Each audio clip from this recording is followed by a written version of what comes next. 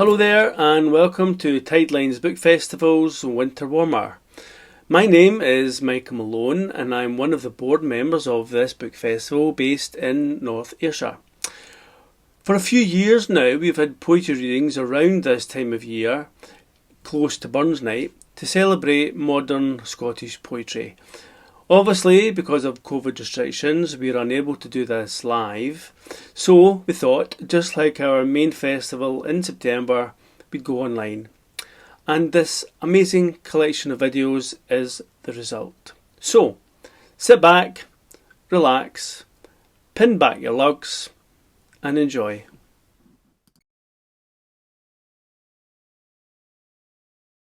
Here are two very different poems about fire. Stick a coal on the fire. My gran used to say, stick a coal on the fire, and off you were sent unwillingly to the coal shed, the bogeyman's den, pitch black and spider ridden, but you would do anything to avoid going to your bed. The monsters await and it's dark, oh so dark, you'll never make it back for you will be dead. Imagining the hand that'll drag you to death, the door creaks its hellos and fills you full of dread. Fast as lightning you ram the shovel into the dark. No mean feat when you're 9 and in your 90. The coal is yours, the devil didn't make an appearance. Slamming the door, you are little Miss High and Mighty. There she is, the heroine returns. Get the coal on then. Grans are great, she's going to let you do the grown-up bit. Shoveling the coal onto the red-hot burning embers. Stoking it with the poker, you proudly give life to the fire pit. Then straight onto the couch to watch the beast come to life. Crackling, popping, growing, mesmerising, hypnotising. Until an hour later you're woken up by your gran saying, stick another coal on, and suddenly your bed seems really appetising. Hot tunes. I wasn't very good in life, so they've sent me to hell. I'm one of those winged creatures, a rotten angel that fell. We're in the devil's orchestra. We entertain him nightly. The pianist is melted, but I'm feeling quite sprightly. I came prepared with the fire-retardant dress that I've woven. The big man's not happy. I've ruined tonight's Beethoven.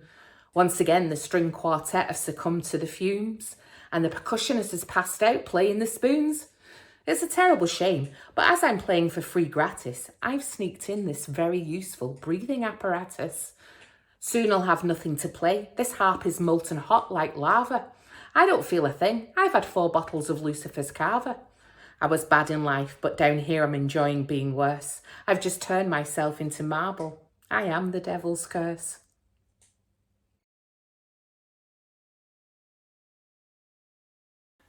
Hello, my name's Allan McMillan and I've just published my second book of poems called A Sunfall of Rainshine. I'd like to read you a poem called Wayfarers Song. Home is a place that he may never know, for the traveller moves onward, cradled and slow. The wide moors laid open, a book of yearning, the bird-song's sunrise always returning, lithesome and long.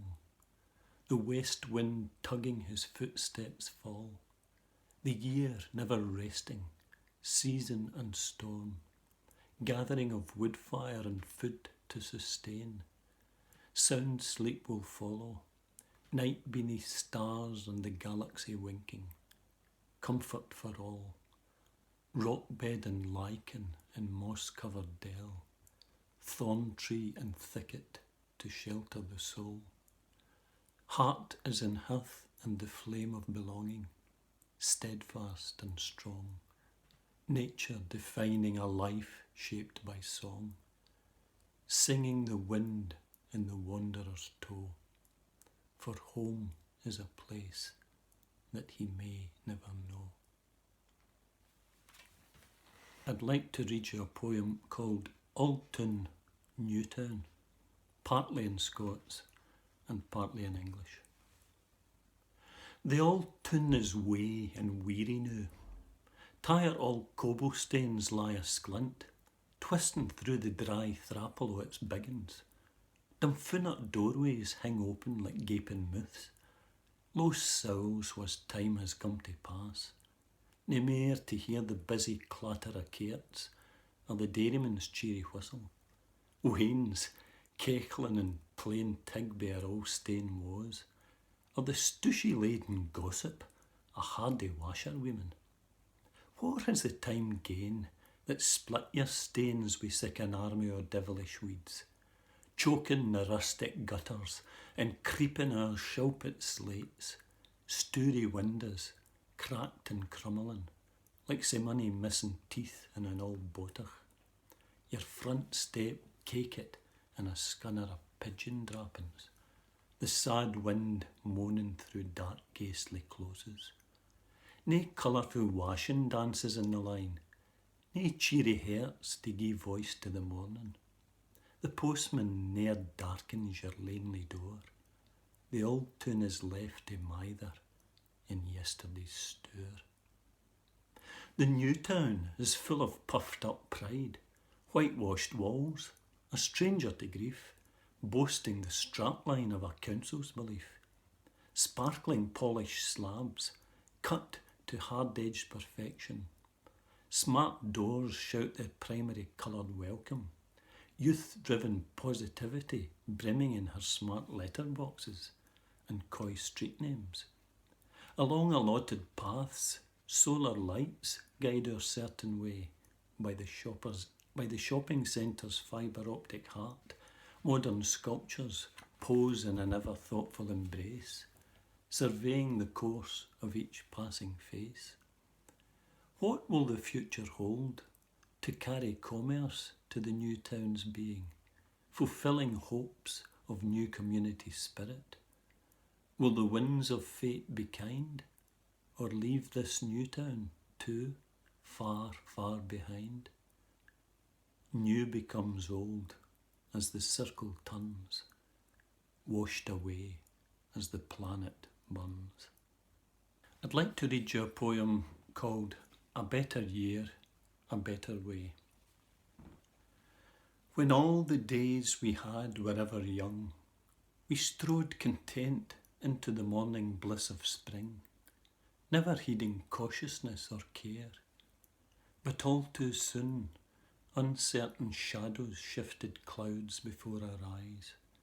Pale summer left us then, like thistledown, blowing on the moving arc of the winded year. A chill invaded our bones, stirring mortality in the sinew.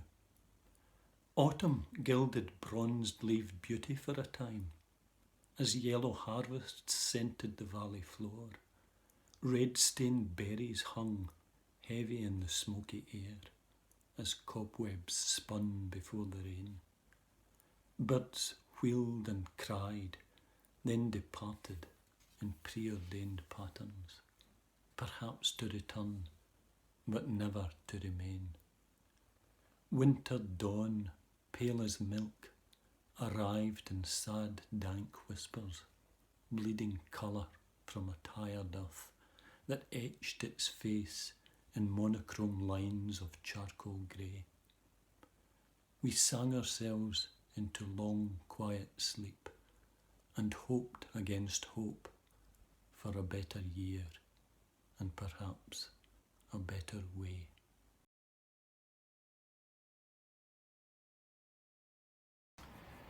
This wee poem is called Elsa, and I think it merits a wee word of explanation just before I read it out.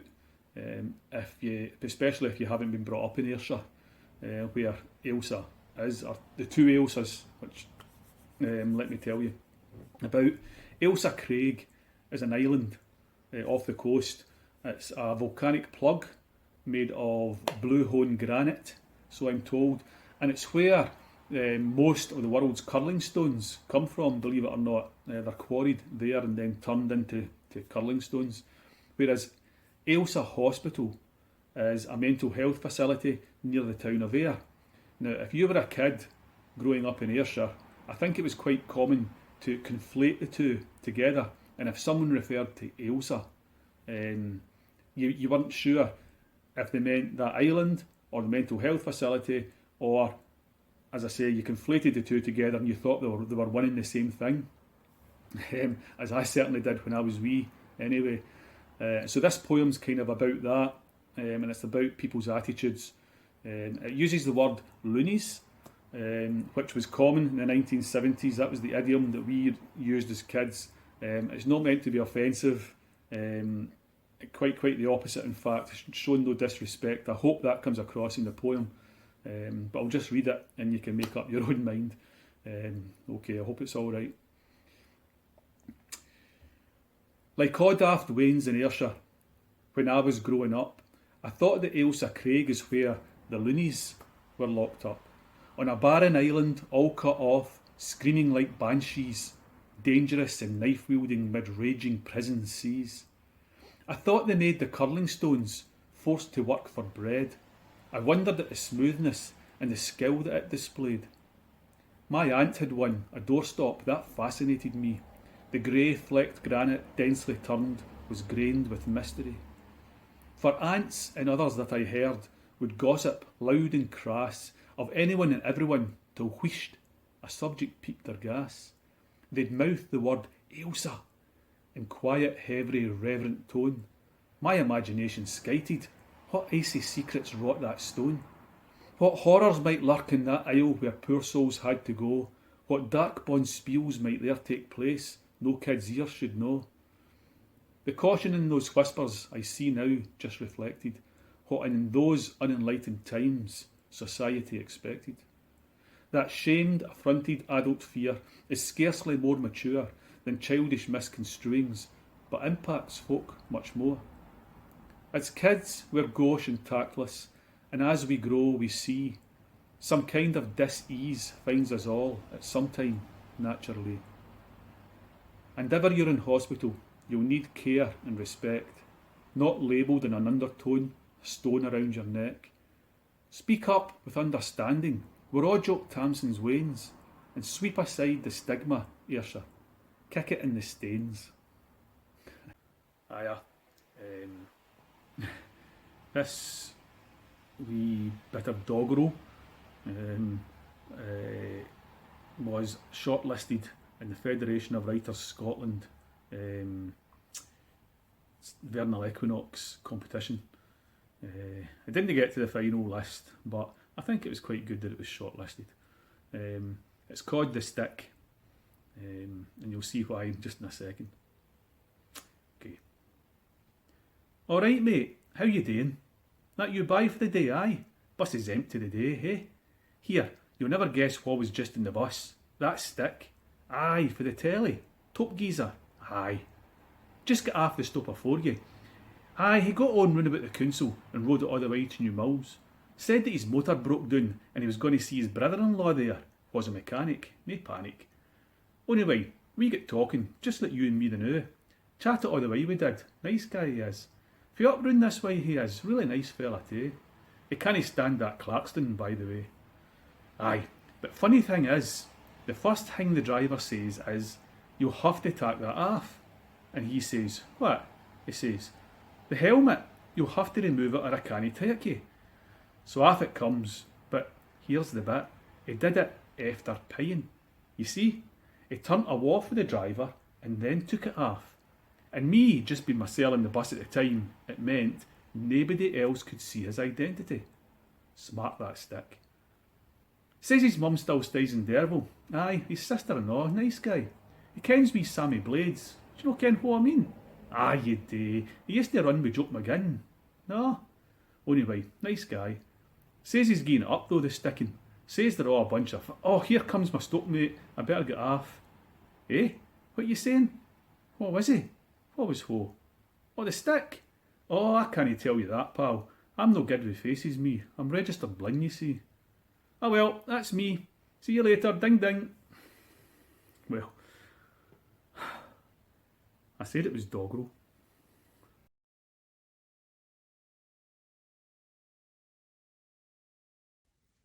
I'm Caroline Johnstone. I'm delighted to read this poem for Tidelines.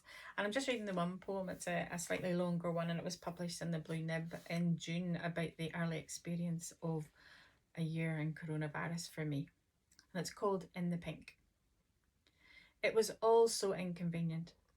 My to-do lists were long, and then the world shuddered to a halt, Central Station silenced, emptied of all comings and goings. Those early days, I slept through slow-moving icebergs, shifting sociological sands, narrowly avoided the sharp-teeth worry of black dogs circling. Outside my window, the cars lined up like soldiers, clocks turned in a slow journey round news bulletins and what's for dinner. Sleep was a solace of forgetting. Wakening, if I slept, was a shock of remembering, and home was more than a safe haven. And then, yes, I was grateful for a still warm bed, how to sleep without dark panics of unending nights, and how I loved the way I could gradually ease myself into days of cornflower blue skies after winter had piled on storm after storm. Now it's news when a bike goes past, or a man walking his dog whistles softly. Someone is cutting the grass under rouge-red cherry blossom and the just-hatched tenderness of oak leaves. I inhale the comfort of old books, the sweet kisses and warm banana bread, the tang of a lemon loaf. For there is death, and the fear of death, the anguish and loss of long recovery. But yes, there are also births, and centenarians looking forward to their next stage in life, and a 3-year-old who laughs in their belief in unicorns and dinosaurs. And how wonderful it is that it took a crisis to meet my neighbours. I think most of them are neighbourly as we lean out of windows in an exhilaration of hallelujahs for key workers. And when I ventured outside, I saw smoke signals of business as usual, and a rare plane overhead shouted that there is still a world to explore. We make a game of where we had planned to travel, eat chunks of feta as a celebration of grace, lather butter on a French baguette, drink sangria. Rome is postponed, but we are alive, and this is the 8th wonder of the world. I find it amazing that a solitary deer could ever prance down the silence of Sauchiehall Street, that there is still sea glass to discover where the sea nibbles sand to get its attention. Boats curl on their side at low tide in the hope of a resurrection of high tides and skippers, and the rivers chuckle onwards. They have much to say for themselves. And oh, the insistence of snowdrops, how they push towards the light. Birds in flash mobs that sing arias nothing can drown out. The cat who mindfully washes himself with his rough pink tongue stretches in the consolation of sunshine. There are seasons, ebb and flow, an unhurried moon that waxes and wanes as it guards those whose lungs keep fighting, and what remains are rainbows and a whole wide world that breathes easier. I have decluttered the weight that things can place on the heart, the too tight clothing of that normal life, and from the wreckage salvage the freedom to rise above small things, and the grace that mingles with the space where hope rises and rises like bubbles in champagne, and the relentlessness of sunsets that sashay in magenta stilettos and pink gins, the heartsease of dawns.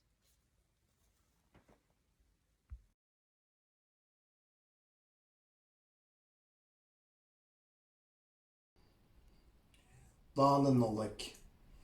Troscal Yalav nan Kröv ha mi coed liathe bíl na medne.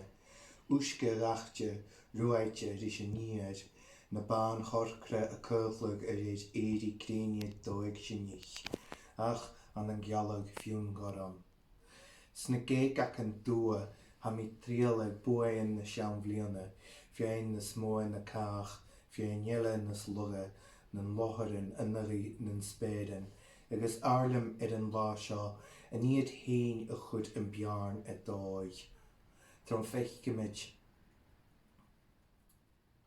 na haróin, achrathig na siide sin gan sealamh ure, cha chuide ach éireach gan túal. Roam cainlach rás a bhílach an teann, Jean an a bhí a jauri, mar linni rithe ban yerach an oin a finne. Na cheáin fatas ha cheannach luaien ach na binnesan gan a lihid ach go héin, a sirig fáilte an an seansich hollis. agus mí a cainethe go raibh an lá seo a chóirichas tealach trúr I sinne sonna a bhí cála má trúr a ríist. Christmas Day. Through the tree's silhouette, I watched the mouth of the day grow grey, watercolour blush in the east, the lilac hues give way to a sunrise unseen, but in a pale blue promise. In the inky boughs I envisaged the victories of the old year, some greater than others, others lesser, spindly against the skies, and I wonder, on this day, if it's they themselves created the void, through which we behold all before us, the abating of the storm we cannot own, we can only observe its wonder. Before me a rosebud, its petals fast, defends against the winter, and in spite of it pink against the whiteness. The birds far off sing no carols, but melodies unique to them, seeking welcome in light's harmony. And I remember that it's on this day we mark a family made three, and likewise we three happy to be together once more.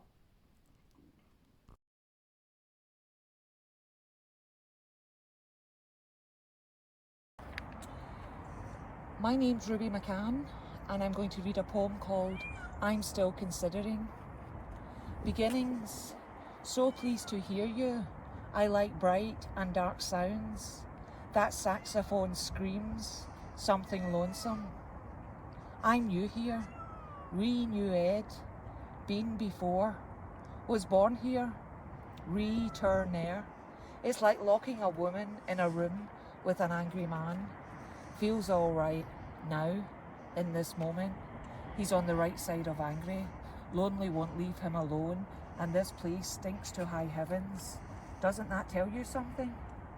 Don't know what's ahead. I've lost my sea legs. Yes, the ocean.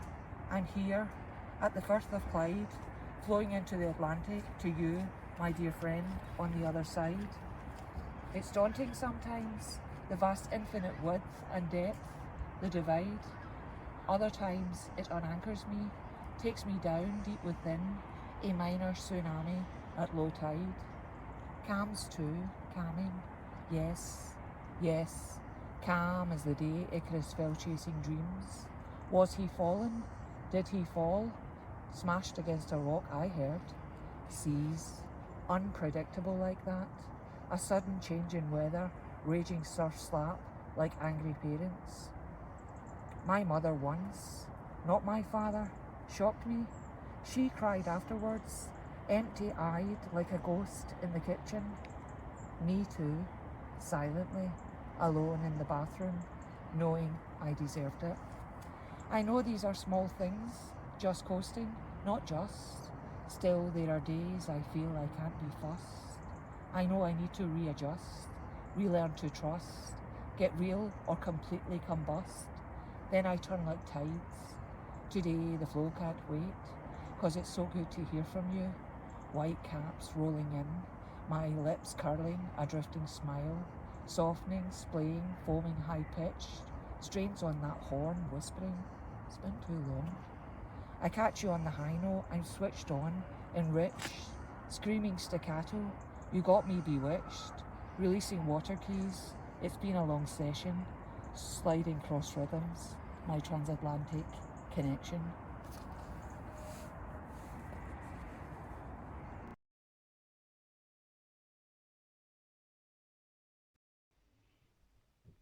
I wonder when you look at me, what is it that you see? Lipstick perfect, my smile for free. The eyeshadow it glitters, it hides pain underneath. Mascara on my lashes reflects the darkness in my soul. Brushed black, flicked up, intense, it hides the pain a little more.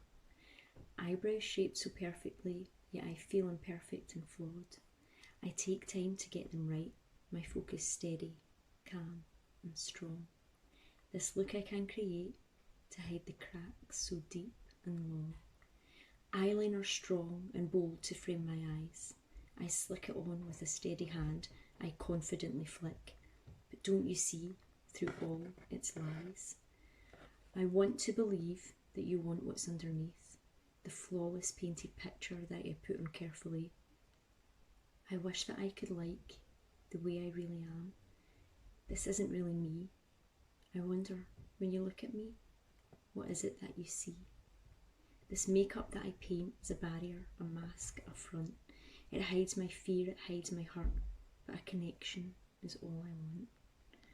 So tell me, when you look at me, what is it that you see? Do you simply see the gift wrap, or do you truly see me?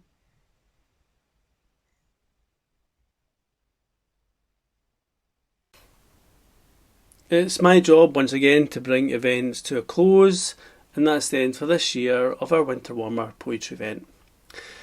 As the man himself said, but pleasures are like poppy spread, you seize the flower, its bloom is shed, or like the snowfall in the river, a moment white, then melts forever. However, this is the modern age, and these poems will be available, well, probably forever, on our YouTube channel, so you can listen in again just whenever you like. Thank you to all of the poets for sending in your work. Thank you to the committee for all their hard work in setting this event up, and thank you for watching. Before you go, just a wee word to say that Tidelines is a charity run entirely by volunteers and reliant on donations to help us continue, particularly now that we don't have access to ticket money from live events. We would be delighted, therefore, if you would consider donating via our Just Giving page, and the links are just down below. Every penny helps. And Tidelines, good news, we'll be back in September with a full festival lineup, so please keep tabs on our social media channels for updates. In the meantime, thanks again for watching, and Slange.